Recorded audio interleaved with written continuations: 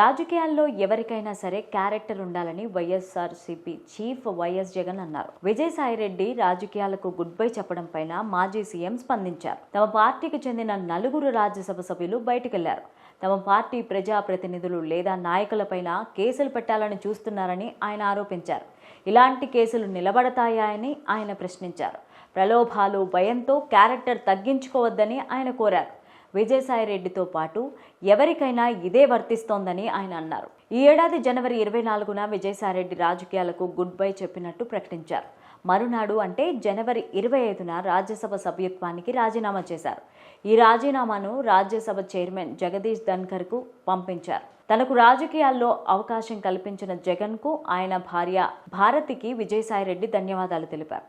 భవిష్యత్తులో వ్యవసాయం చేస్తానని ఎంపీ పదవికి రాజీనామా సమర్పించిన తరువాత మీడియాకు చెప్పారు. విజయసాయిరెడ్డి రాజీనామా చేసిన సమయంలో జగన్ విదేశాల్లో ఉన్నారు. రాజీనామా చేయొద్దని విజయసాయిరెడ్డిని జగన్ వారించారు. కానీ ఆయన రాజకీయాలకు దూరంగా ఉండాలనే నిర్ణయం తీసుకున్నారు. ఈ విషయాన్ని మీడియాకు విజయసాయిరెడ్డి చెప్పారు. జగన్కు అత్యంత సన్నిహితులుగా ఉన్నవారంతా పార్టీని వీడుతున్నారు. టీడీపీ లేదా జనసేన పార్టీలోకి చేరుతున్నారు.